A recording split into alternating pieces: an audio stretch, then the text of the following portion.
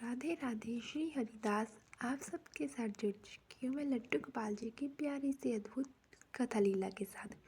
जी कहानी शुरू होती है मथुरा के एक गांव में, जहाँ पर एक वृद्ध औरत रहती थी। उसके पास एक लड्डू गोपाल जी की बहुत ही पुरानी मूर्ति थी। वो लड्डू गोपाल जी को उस मूर्ति को अपने पुत्र के समान उनकी सेवा भावना से सेवा करती थी।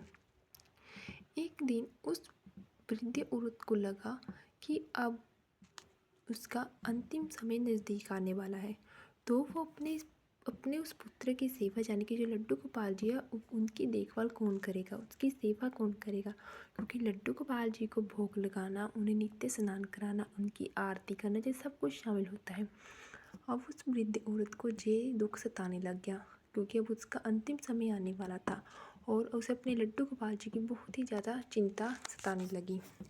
एक दिन वो रात को सो रही थी तो उसके सपने में कान्हा जी आए और कान्हा जी बोले, मैया आप अब आपके जाने के बाद मेरा देखभाल कौन करेगा, मुझे दूध कौन पिलाएगा, मुझे भोग कौन लगाएगा, मैं तो अभी छोटा सा बालक हूँ, मेरी सेवा कौन करेगा।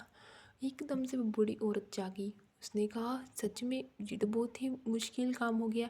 अब मैं अपने लड्डू गोपाल जी को किसके पास सौंपूँ, बल्कि जो मेरे लड्डू गोपाल जी की सेवा करे। क्योंकि एक माँ के सिवाय तो एक बच्चे को कोई नहीं देख सकता, क्योंकि माँ होती है और माँ के जाने के बाद बच्चा कैसे पलता है ये सब जानते हैं, क्योंकि माँ ही होती है जो अपने बच्चे की देखभाल कर सकती है। अब जो वो बूढ़ी औरत थी वो इस बात से वो परेशान हो गई, तो वो एक दिन मंदिर में गई और उसने मंदिर में जो सारी कथा पंडित जी को बताई। तो पंडित जी ने उसे समझाया कि वो चिंता ना करे, क्योंकि मरना तो सभी को है, और रही भगवान, तो भगवान अपना जो लड्डू गोपाल जी वो है तो भगवान है, और भगवान अपनी देखभाल खुद कर लेता है।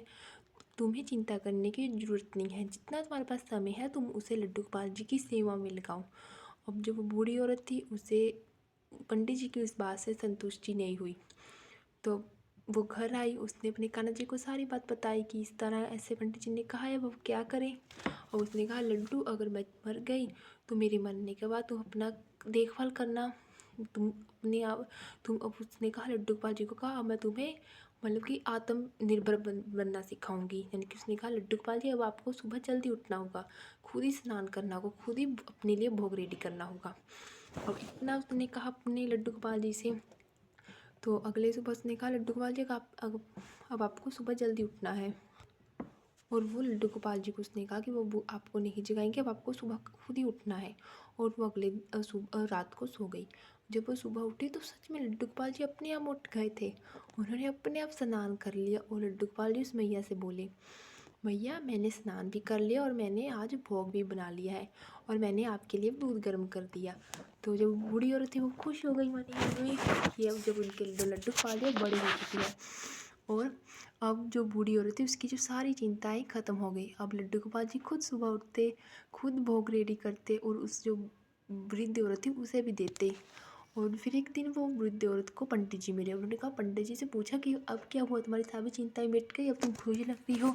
तो उसने कहा कि जी पंडित जी, मेरी सारी चिंताएं मुक गई, जो मेरा लल्ला है वो बड़ा हो चुका है। तो पंडित जी ने कहा, मैं तुम्हारी बात को समझा नहीं, मुझे समझाओ। तो तब उसने बताया कि जो उनके लड्डू गोपाल जी वो खुद ही उठकर स्नान करते हैं, उनसे अपने लिए भी खाना बनाते हैं और उस बूढ़ी औरत को भी खाना खिलाती है। तो पंडित जी को उसकी सारी बातें सुनकर बहुत ही सारा आश्चर्य हुआ। उन्होंने कहा, ऐसा कभी हो सकता है, जो हमारे लड्डू गोपाल जी वो मूर्ति है तो वो मूर्ति है, एक मूर्ति कैसे सुबह उठ सकती है, खाना बना सकती है। वो उसकी बात पर हंसने लगे। उसने कहा कि आप मुझसे झूठ बोल रही है।